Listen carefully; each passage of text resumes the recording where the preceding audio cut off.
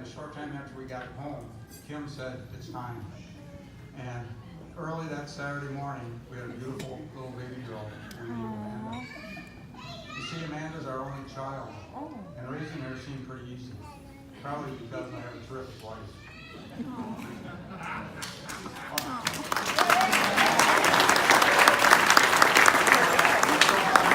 I was doing fun stuff like playing basketball. Horace, she was probably a pretty good shot actually, or going for late fall swims in the river.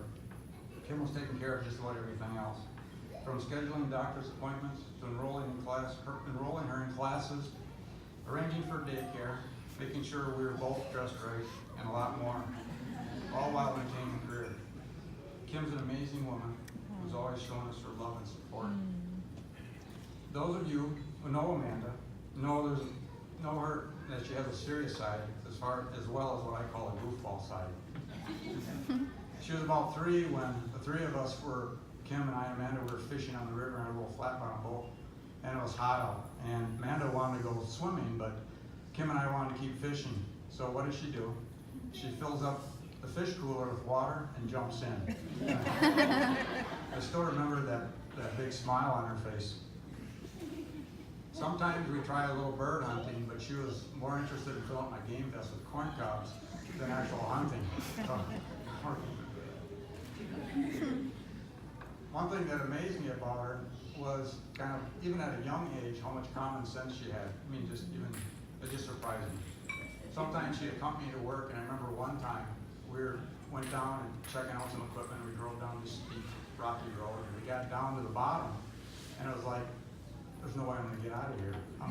I can't turn around, so I'm sitting there, and I'm probably saying something, cussing to myself, and she finally looks at me and says, "Dad, why don't you just back up?" And it's like, I should have thought about that. So, I don't know. At that point, I believe that she must have got her common sense from her mom. But anyway, there were the high school years. There were volleyball, show choir, theater. I remember trying to teach her how to drive, and that went almost as well as me helping her with her math. There was also a time when she began to exert her independence, and also when boys entered into the picture. In college, her passion for theater and acting only grew. I still remember the day we moved her into the dorms. It was kind of like I couldn't wait to get her out of the house, yet when we got home that night, I already missed her. It was just like, it was kind of, yeah. After college, Amanda moved out east for a while before moving into Minneapolis. It was about 4 years ago when a friend of hers, Sarah, asked Amanda to be a bridesmaid in her wedding in Puerto Rico. Yeah. Well, when she got back from the wedding, she was telling Kim and I about the trip. And she told us that there was a fella down there, his name was Troy. We're the only unattached ones there. Actually, we were kind of joking around with her, and she kind of got irritated with us. And she flatly stated she would never go out with this guy.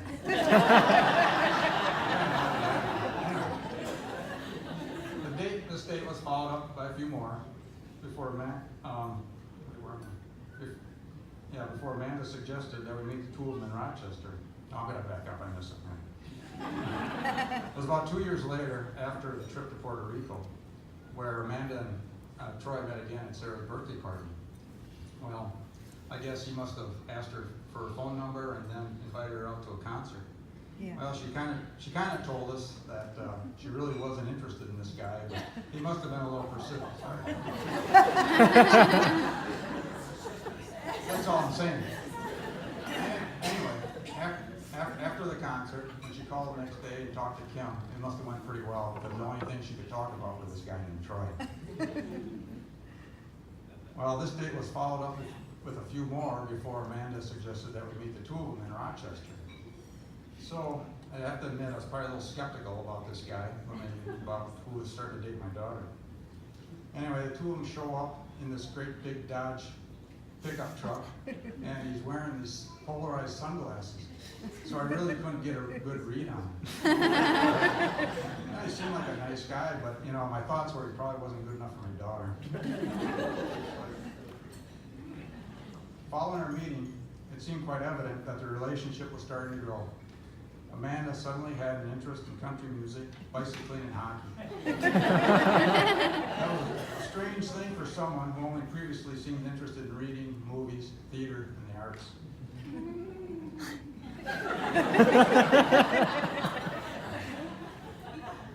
As we got to know Troy better, it seemed evident that they cared about each other, but there was something a little bit different about him. For you see, he wanted to spend time with Kim and me. There were invites to his house in Blaine to meet his family and friends. Then one Halloween, Kim and I threw a costume party, and they showed up as Little Red Riding Hood and Big Bad Wolf. Well, that kind of, after that costume party started, my impression started to change a little bit. I had to give him a lot of credit for showing up with a bunch of strangers who were all old enough to be his parents. So, as we got to know him better, we also realized he liked dogs. On one occasion, Kim and I were taking vacation, and Troy volunteered to take care of our dog, Annie. He was a very passionate and energetic Springer. Well, I have to admit, I was a little leery. I didn't know how the two of them would get along together for a week together. So when Kim and I are returning, I'm thinking, well, Annie's not going to be able to control herself when we walk in the house. So as we enter his house, we open the door, and there they are, the two of them, just sitting on the couch together, Troy and Annie. And they both kind of had this sad frown on their face, like, what are you guys doing? Reluctantly, Annie left with us for that night. On the way home, I'm thinking that not only is Troy developing a special relationship with my daughter, there's a special bond growing between Troy and my dog. It was last August where Troy texted Kim and said, I wanted to come down and visit. At that point, we knew it was pretty serious, so we made plans, just the three of us, to spend the day on the river. We had a good time hanging out in the sandbar.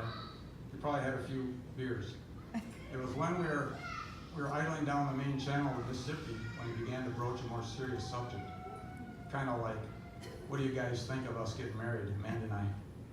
Well, it wasn't like he was really asking for our permission, just more probing questions, you know. What do you think of this and that, you know, so. Anyway, I remember my head was probably spinning, so I really don't remember what I gave you for an answer. Right? Whatever makes Amanda happy. There you go. Well, after a little thought after that weekend, what I should have done was stranded you on the middle of on a sandbar. I got a direct answer out of you what you're going to do. So.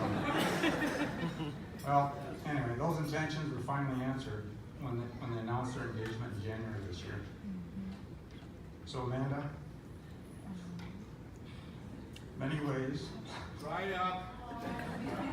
Knock it off. I will always think of you as my little girl who was grown up to be a beautiful young woman.